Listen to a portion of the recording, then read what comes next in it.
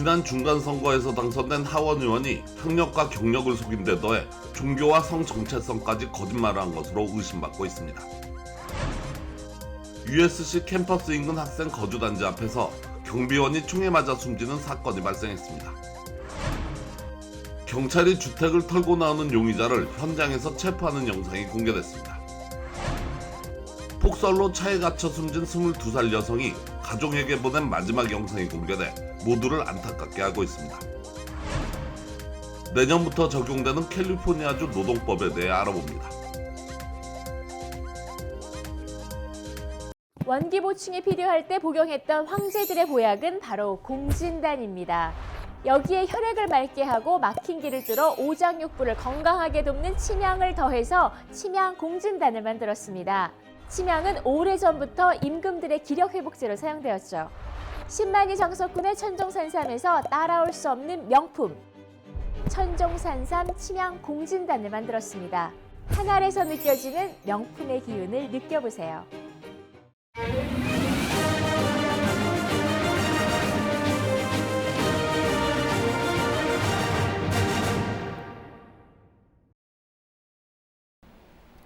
여러분 안녕하십니까? KBS 아메리카 뉴스입니다.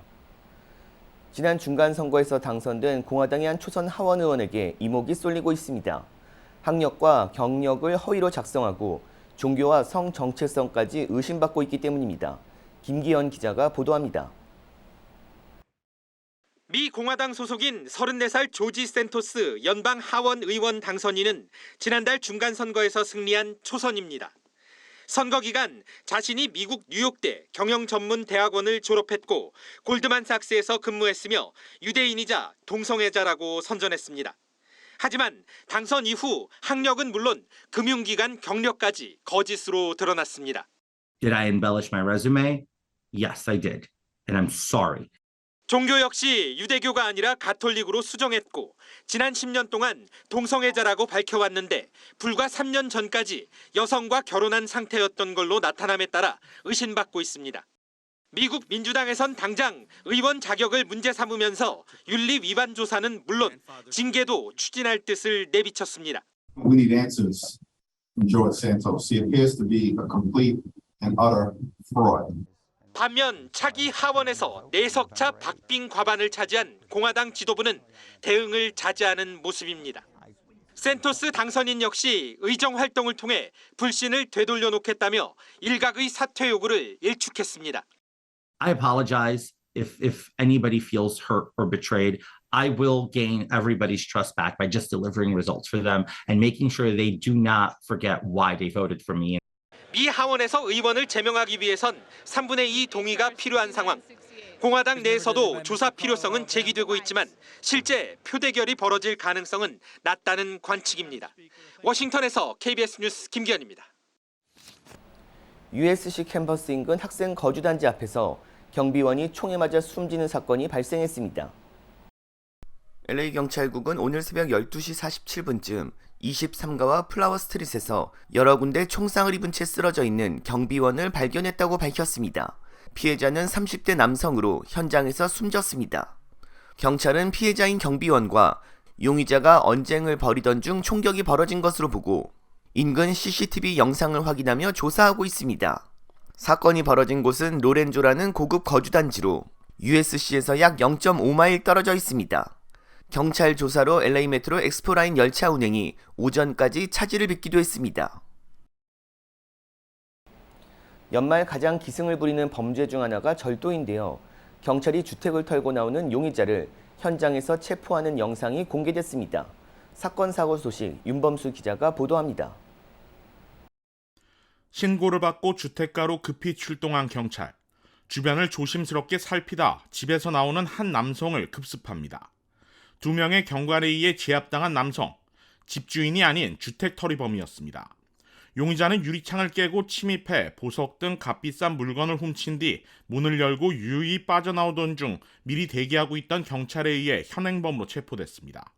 He was in possession of stolen jewelry from the house. And I just like to take a second to point out how useful it is to that person that called 911. 연말 들어 주택털이 범죄는 30% 이상 늘어난 상황. 경찰은 서로의 집을 지켜주는 이웃 감시 프로그램을 적극 권장하며 해당 체포 영상을 공개했습니다. 과속으로 달리는 한 차량을 발견한 경찰. 용의 차량 정보를 확인한 뒤 추격을 멈춥니다. 잠시 후 용의 차량을 발견한 또 다른 경찰이 길을 막아서고 경찰차를 들이받은 용의자 2명이 차에서 내려 도주하기 시작합니다. 얼마 안 지나 2명 중 1명의 용의자가 체포됐고 또 다른 용의자를 찾아 나선 경찰. Put your hands up. I know you're not a plant. 대형 화분을 뒤집어 쓰고 손과 발이 다 보인 채로 숨어있던 남성은 결국 허무하게 체포되고 말았습니다. 체포된 용의자 2명은 모두 술과 약물에 취해 있었고 면허 역시 정지된 상태였습니다. 경찰은 차 안에서 권총과 함께 다량의 실탄과 마리아나도 압수했습니다. KBS 뉴스 윤범수입니다. 뉴욕주 폭설로 차에 갇혀 숨진 22살 여성이 가족에게 보낸 마지막 영상이 공개돼 모두를 안타깝게 하고 있습니다. 테일러가 지난 23일 촬영한 영상입니다. 테일러는 가족들에게 무섭다면서 계속 거세지는 눈보라를 영상으로 찍어 보냈습니다. 또 차 창문을 내리고 차 높이보다 높게 쌓여있는 눈을 보여주기도 했습니다. 테일러는 폭설로 고립되자 911에 구조 요청을 했지만 구조되는 현장에 제때 도착하지 못했습니다. 24일 새벽 12시쯤 가족들에게 잠을 자면서 조금 기다려보다가 정 아무도 오지 않으면 걸어서라도 탈출을 시도해보겠다는 문자를 보내고 그게 마지막이었습니다. 24일 아침 테일러의 어머니는 막내딸이 아침에 연락이 되지 않는다며 버팔로 지역에 사는 가족과 친구들에게 연락해 도움을 요청했습니다.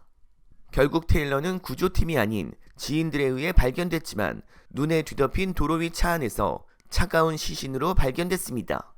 가족들은 크리스마스 날 온종일 울기만 했다고 말했습니다. 23일부터 27일까지 이어진 폭설로 버팔로시 등에서 테일러를 포함해 28명이 숨졌습니다. 긴급 구조팀은 여건이 너무 나빴기 때문에 눈 폭풍이 심할 때 출동한 구조팀들 중 3분의 2는 오히려 자신들이 고립돼 구조 대상이 됐다고 설명했습니다. 사우스웨스트 항공이 오늘도 항공편 약 2,500편을 취소해 항공 대란이 지속되고 있습니다. 발묶인 여행객들이 대체 항공편에 몰려 요금이 치솟자 델타, 아메리카 항공 등 주요 항공사들도 일부 노선에 요금 상한선을 두는 등 지원 조치에 나섰습니다. 항공기 추적 사이트인 플라이트 어웨어에 따르면 사우스웨스트 항공의 결항 규모는 오늘 전체 항공사 결항의 62%에 달했습니다. 크리스마스 연휴 이후 대부분의 항공사들이 정상 운항되고 있지만 사우스웨스트만 무더기 결항 사태가 이어지고 있습니다. 현재 사우스웨스트 항공 주요 허브 공항인 콜로라도 덴버, 일리노이 시카고 등에서는 집으로 돌아가지 못한 여행객들의 항의가 쏟아지고 있습니다. 경쟁 항공사들 역시 항공 대란 해소를 위해 나섰습니다. 델타 항공은 1월 2일까지 사우스웨스트 항공이 운영하는 모든 노선에서 요금 상한선을 둔다고 발표했습니다. 아메리칸 항공 역시 결항으로 심각한 영향을 받고 있는 특정 도시에 대해 요금 상한선을 두고 있다고 밝혔습니다. 유나이티드 항공도 일부 도시를 대상으로 동일 조치를 취했습니다. 이러한 조치는 피터 부티지지 교통부 장관이 겨울 폭풍발 항공대란 여파를 막기 위해 항공사들에게 요금 상한선을 요구한 직후 시행됐습니다. 고급 차량을 쫓아가 범행을 저지르는 미행 강도가 기승을 부려 FBI가 특히 뉴저지의 아시아계 커뮤니티를 대상으로 주의를 경고했습니다. KBTV 전상희 기자가 보도합니다. 뉴욕의 FBI 현장 사무소 특수요원 마이크 레타 감독은 지난 3년 뉴저지에서 아시아계 미국인 사업주들을 대상으로 한 범죄가 증가하고 있다고 밝혔습니다. 이 범죄자들은 특히 아시아계 미국인들 사업체가 언제 문을 열고 닫는지, 그들의 주거지가 어디인지를 예의주시하고 관찰한 후 자동차를 뒤지는 등의 강도 행각을 벌이고 있습니다. FBI는 이들은 개인적인 사기꾼이 아니라 사업체를 감시하고 거주지 밖에서 미행을 하며 관찰하는 등 법 집행기관처럼 목표물을 감시하고 있는 정교한 범죄 집단이라며 이 같은 수법을 이용하는 범죄 집단이 많다고 밝혔습니다. 마이크 레타 감독은 우리는 커뮤니티에 이 같은 강도 사건이 발생할 가능성이 크다는 것을 알리는 것이 매우 중요하다고 생각한다며 아시안 커뮤니티는 전통적으로 은행을 잘 이용하지 않고 현금을 집에 보관하는 특징이 있어 쉽게 표적이 되고 있다고 강조했습니다. 그는 최근 들어 아시안을 표적으로 한 강도 행각이 증가하고 있는 만큼 특히 아시안들은 주변 환경을 인식하고 미행당하고 있는지 확인할 것을 각별히 당부했습니다. 또 현금과 귀중품을 은행에 보관하는 것을 고려해야 한다고 전했습니다. 이와 함께 보안 시스템을 설치하고 이상하거나 의심스러운 상황이 포착되면 즉시 FBI에 알릴 수 있는 지역 경찰에 신고할 것을 당부했습니다. 한편 지난 여름 버겐 카운티에서 FBI 요원으로 위장하고 주택에 침입해 주민을 총으로 쏜 3명의 조지아 남성이 혐의를 받기 위해 뉴저지로 이송됐습니다. 이송된 범인은 소송이 진행되는 동안 해켄색에 있는 버겐 카운티 교도소에 수감됩니다. 이들은 모두 가중폭행, 음모, 절도, 무기 범죄 혐의 외에 살인 미수, 납치, 강도 등 1급 3가지 혐의로 기소됐습니다. 이 총격 사건은 지난 7월 7일 크레스킬의 이스트힐 지역에서 발생했으며 현장에서 살아남은 60대 남성과 소식통들에 따르면 강도들이 현금을 갈취하기 위해 사업장에서부터 그를 따라 집으로 미행한 후 발생한 것입니다. 버겐 카운티 검사 마크 무셀라는 5개월간의 강도 높은 수사로 지난주 조지아에서 이들 강도단을 급습해 체포가 이루어졌다고 밝혔습니다. 검찰은 여러 개의 권총, 장총, 방탄복이 압수수색 과정에서 회수됐다고 말했습니다. 당시 이웃들은 가짜 FBI 자켓을 입은 강도들의 차량 여러 대가 피해자들의 집 근처의 블록을 돌았다고 말했습니다. 오후 8시경 한 이웃이 911에 전화를 걸어 현장에 무기를 든 여러 사람이 있다고 신고했습니다. KBTV 뉴스 전상입니다.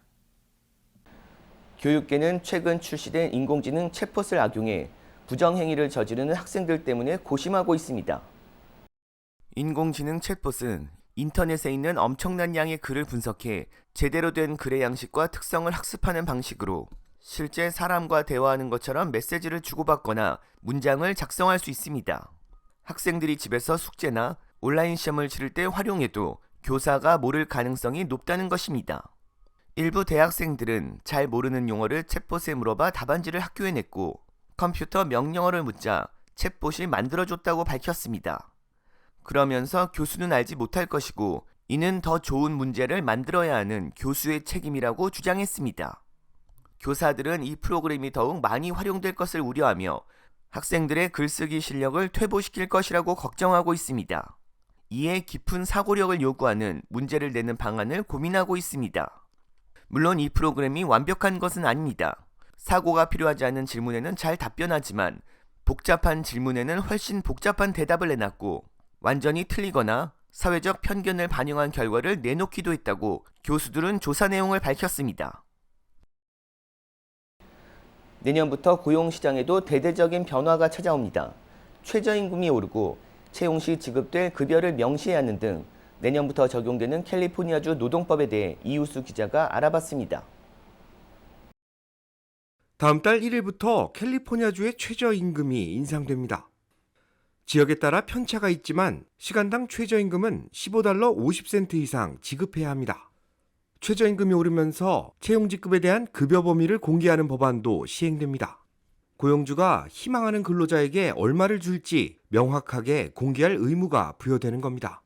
직원 15명 이상 되는 사업체는 이 포지션이 얼마를 받는 포지션인지 이제 레인지를 꼭 써야 되는 법이 생겼어요. 그래서 그걸 어길 경우에 이제 페널티도 굉장히 크게 책정이 되어 있고 고용주가 채용을 희망하는 직원의 급여 범위를 숨기고 채용 공고를 올릴 경우 채용 공고당 $10,000의 벌금이 부과됩니다.